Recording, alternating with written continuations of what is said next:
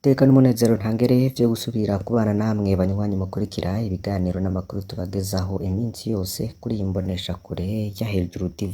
Ni umwanya w'amakuru agezweho muri uyu mugoroba twabateguriye, tuza kugaruka ku bisata vyinshi bigiye bitandukanye, aho rero tuza kurabira hamwe ibirabana na politike, tuze kubirabira hamwe ibirabana n'ubutunzi, tuze kurabira hamwe ibirabana n'umutekano hamwe n'ibindi bitandukanye twagiye tubategurira. Reka imbere yuko tubagezaho ingingo nkuru tuza kwibandako, tubaramutse kandi tubaha ikaze mudukurikiye muri mu Burundi no muri mu bice bigiye bitandukanye, mu ntara ya Bujumbura, mu ntara ya Gitega, mu ntara zigiye zitandukanye irya nino, mwese turabaramutsa kandi turabahaye ikaze. Ni umwanya kandi duhaye mu kazi abadukurikiye bariye mu bice bitandukanye mu bihugu bihana imbibe n'u Burundi, abari ku mugabane wa Afurika mu bice vya kure no ku migabane ya kure, mwese turabahaye ikaze, turazi ko mukunda ivyo tubagezaho. Mu ngingo nkuru tuza kwibandako, iya mbere turaza kubagezaho ibiri mu itangazo ry'inda y'ingoma y'u Burundi ngo kw'isabukuru y'imyaka 62 yo kwikukira ku Burundi. Ritangazo rero ryasinywe mw'izina ry'inda y'ingoma y'u Burundi, umuganwa Rugema Rwigemera akaba ari we yoba yararitanze. Ni itangazo rigaruka ku magorwa abarundi barimo muri iki gihe, ndetse akaba ngaravye ingorane zihitiye mu gihugu c'u Burundi, bateye akamo leta y'u Burundi n'abarundi baba mu mahanga bariko bitegurira guhimbaza intahe yo kwikukira umuganwa Rudoviko Rwagasore yaraze abarundi ko kw'isabukuru ishitse mu bihe bitoroshe, aho abarundi bari mu ngorane nyinshi zitari bwabashikire, cane cane ingorane z'ubukene n'inzara bihanze igihugu c'u Burundi. Muri iryo tangazo ry'inda y'ingoma ridasanzwe turaza kubagezaho ibirimwo, mwumvirize ico yasavye umukuru w'igihugu, ico yasavye abadiaspora, ico yasavye abarundi n'abarundikazi, ariko icibonekeza nuko yagarutse ku magorwa abarundi barimwo. Ingingo ya kabiri tuza kugarukaho ku buryo burambuye, kubera iki amafaranga akoreshwa n'umukuru w'igihugu yiyongereye cane, kandi avuga ko afise ibigega vyuzuye ibifungurwa. Niko Agathon Rwasa yabajije abashinga amateka. Rero umushikiranganji yari imbere, ni Audace Niyonzima, yari imbere y'inama nshinga amateka. Ikibazo rero kikaba cateye ibindi bibazo bikomeye cane aho mu nama nshinga amateka, navyo turaza kubigarukaho. Ku yindi nkuru irabana n'ubutungane, turaza kugaruka ku mpinduka zabaye mu gisata c'ubutungane, aho hari uwagenwe ariko benshi bamubonye bakaba bavuze ko ari ibara riguye mu gihugu c'u Burundi. Igenwa rya Gregoire Nkeshimana ryatumye benshi rero batakaza ikisigizigi ko ari intumbero yo gukosora amanyanga mu butungane. Se kubera iki? Byose turaza kubigarukaho ku buryo burambuye. Fyonda kuri subscribe canke s'abone niba utari wafyondako, wibuke no kubisangiza bagenzi bawe kugira badacikwa n'amakuru yose tubagezaho. Iyi ni imboneshakure ya Hejuru TV. Reka dutangurire aya makuru yacu ku itangazo ry'inda y'ingoma y'u Burundi kw'isabukuru y'imyaka 62 yo kwikukira ku Burundi. Ritangura rigira riti: Barundi barundikazi, banje kubaramutsa indamutso ya kivukanyi, ndabifuriza amahoro aho muherereye hose. Ndabashikirije iri jambo hasigaye iminsi mike ngo duhimbaze isabukuru ry'imyaka 62 y'intahe yo kwikukira ku Burundi.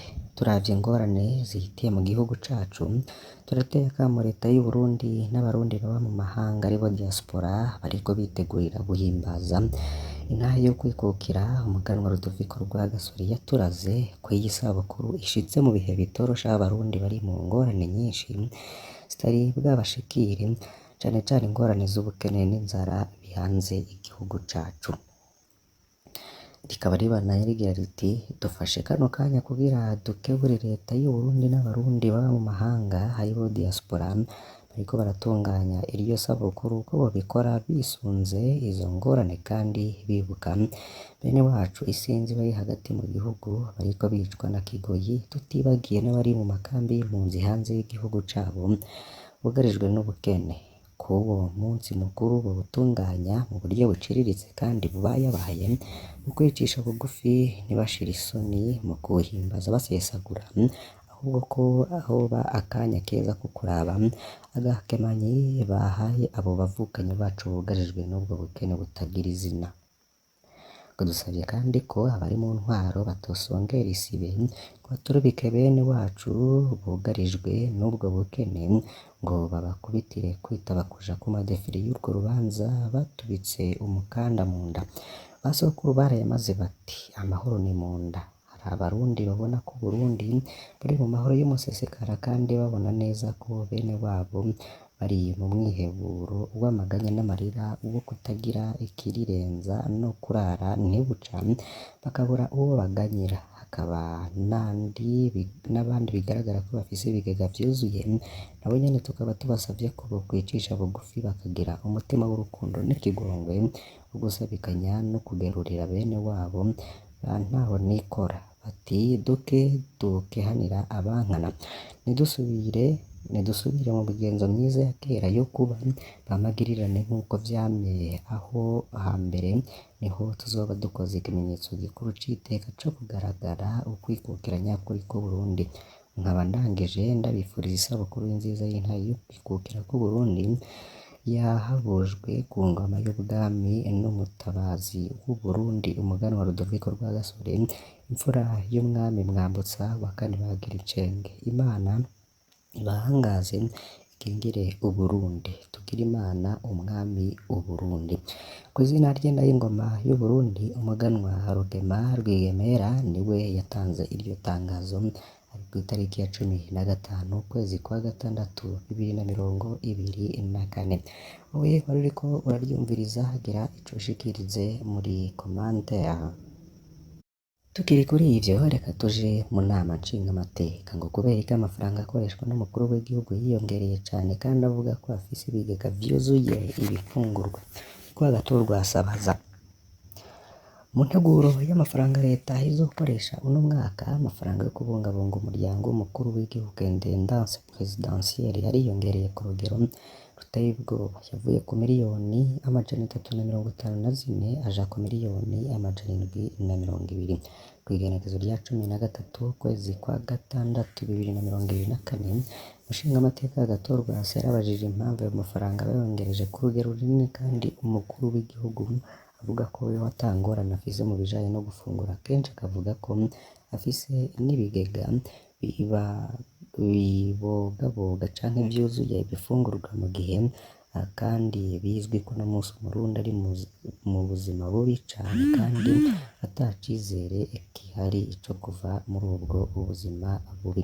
Umushingamateka agatorwa yarerekanye kandi amakenga ku bijanye n'amatagisi yiyongereye cane vyankenerwa. Rwasarera akabona ko ayo matagisi agiye kuremereza umunyagihugu. Gusa mu kumwishura ico kibazo ca intendance presidentielle Audace Niyonzima, umushikiranganji w'ikigega ca leta yavuze ko atavyinshi bisigura ko aca avuga ko bivana n'ivyo abajejwe intendance presidentielle berekanye ko bikenewe. Ivyo biruko mu gihe ubuzima buguma buzimba rero mu gihugu c'Uburundi, vyankenerwa rero bikaduza ibiciro ku rugero rudasanzwe mu masoko. Umukuru w'igihugu nawe akavuga ko abarundi badakenye kandi badashonje. Ivyo rero bigatangaza abantu impamvu umukuru w'igihugu aca yongereza amafaranga akoresha kandi atemera ko ubuzima buzimvye mu gihugu. Inyishu y'umushikiranganji rero ikaba yaravuzwe ko n'abantu benshi bagiye batandukanye, ndetse bikaba bavuze ko harimwo igifungu gikomeye cane kuko batigeze bavuga kuri ayo mahera agenewe umuryango w'umukuru w'igihugu kandi agatorwa asa ico kibazo yari afise. Mu bindi rero bivugwa reka tugaruke ku gisata c'ubutungane. Pacifique Ninahazwe mu gitondo ndiho yanditse ku rubuga rwe rwa Facebook yandika kwigenwa rya Gregoire Nkeshimana ryatumye benshi batakaza ikizigizigi ko hariho intumbero yo gukosora amanyanga mu butungane. Kuwa kane uheze kw'itariki ya 13 ukwezi kwa gatandatu 2024 Perezida Ndayishimiye yaragenye Gregoire Nkeshimana mu umunyabanga ntayegayezwa canke secrétaire permanent w'inama nkuru y'ubucamanza Conseil supérieur de la magistrature. Abamuzi batari bake na cane cane bakora mu gisata c'ubutungane harimwo n'abakora mu biro vy'umushikiranganji Domine Banyankimbona bamenyesha ko bumiwe babonye iryo tegeko ry'umukuru w'igihugu. Gregoire Nkeshimana arazwi cyane mu kiringo yari arongoye ibisata bita titre foncier bikibika impapuro z'amatongo mu gihe Maire Laurentine Kanyana yari umushikiranganji w'ubutungane.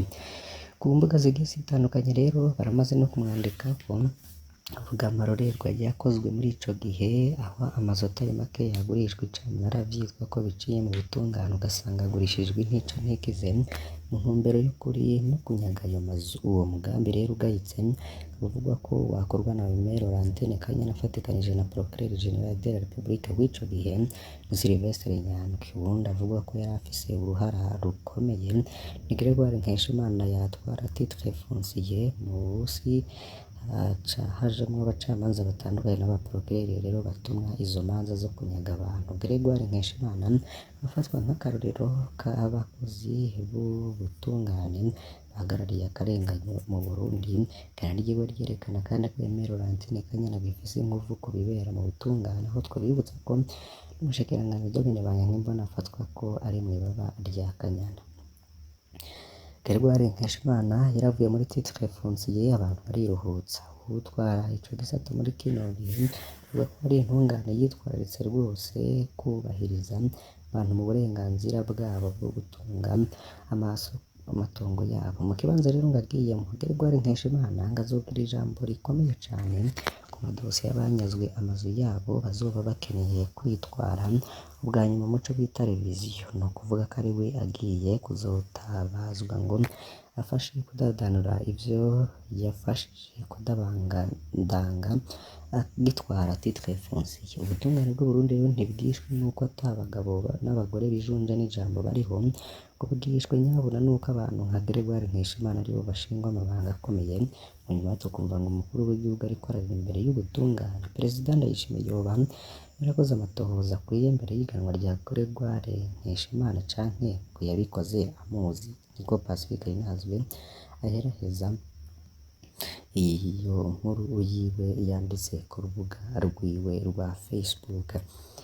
Reka rero tugaruke ku yandi makuru agiye atandukanye n'ubundi yagarutsweho n'ibimenyesha amakuru bigiye bitandukanye. Ikinyamakuru Bonesha kivuga ko mu ntara ya Mwaro hari abafise amakenga ko bitagiye kuborohera kwivuza. Bamwe mu banyagihugu bo ku mutumba Saswe komine Kayo kw'intara ya Mwaro bavuga ko bitagiye koroha kwivuza kuko ivuriro bahora babanza kwitura kugira barungikwe ku bitaro vya Kibumbu ryimuriwe kuyundi mutumba. Ibizotuma rero barinda kugira urugendo rurerure bakagira n'amakenga ku bijanye no kwivuza vyoba bigiye kugorana. Ni nayo makenga Claude Ngaraba aramutswe umutumba Saswe muri komine Kayo ko afise. Kubwiwe rero banahora bagira urugendo rurerure baja kwivuriro mu Kibumbu imbere yo kurungikwa mu bitaro vyaho nyene. Emmanuel Nduwimana umuhanuzi wa musitanteri ajejwe ubutunzi muri komine Kayokwe humuriza abo banyagihugu ko ataco bizokonona amarabo, bagasaba ko boronswa ivuriro rito kuri uyu mutumba risubirira iryo ryahahora. Ico kinyamakuru kandi kivuga ko mu ntara ya Rutana havugwa ubukene bw'amazi meza, ngo abanyagihugu rero bo mu gisagara ca Rutana barajwe inshinga nuko amazi atangwa na Regideso yagabanutse cane, ibituma haca haba ivyo guha ibice bimwe ibindi bikarindira telestage mu kinyamazuru. Ivyo bitumwa hamwe na hamwe nko mu bibanza bihuriramwo abantu benshi bisaba ko baja kuvoma mu myonga kugira ubuzima bubandanye.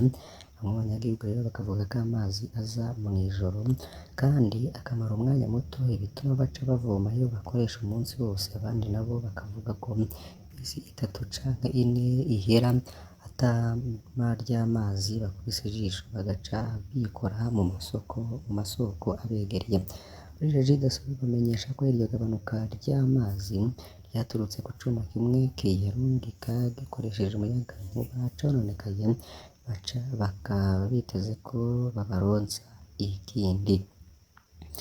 Mu Cibitoke bo basaba ikigo ubuha ko cobaronsa inkaratasi zo gutangura kubaka inzu zabo. Abanyagihugu rero barishe ibibanza vyo kubakamwo ku mutumba wa Karurama ku mugwa mukuru w'intara ya Cibitoke, basaba ko ikigo ubuha cobaronsa inkaratasi zo gutangura kubaka inzu zabo. Bamwe muri bo rero bakaba bamaze n'imyaka irenga 10 bararishe amafaranga yo gutegura ibibanza vyo kubakamwo, bakaba bariha amafaranga ari hagati y'umuriyoni n'igice n'imiliyoni 2 bivanye n'uko parcelle ingana. Bakaba bavuga ko ayo mafaranga bari bayatoye mu mabanki, ubu bakaba bariko barayariha kandi ico bari barayateguriye kitakunze. Abanyagihugu bamwe rero bakaba bamaze imyaka irenga 10 barisha amafaranga y'ivyo bibanza. Urongoye ikigo ubuha mu ntara ya Cibitoke akaba amenyesha ko ikibazo gifiswe n'ikigo ubuha ku rwego rw'igihugu, aho naho rero bagasaba ko abanyagihugu bo kwihangana kuko ikibazo cabo kizotorerwa umuti mu minsi igiye kuza. Turabakengurukiye cane banywanyi bacu mukurikira ibiganiro n'amakuru tubagezaho. Iyi n'imboneshakure ya Hejuru TV mukurikira ku rubuga rwa YouTube. Mbasabe rero kugira ngo ntimuze gucikwa n'andi makuru tuza kubagezaho muri uyu mugoroba mu bisata bigiye bitandukanye. Turaza gushika tubabwire ibiriko biravugwayo. Imana ibahezagire.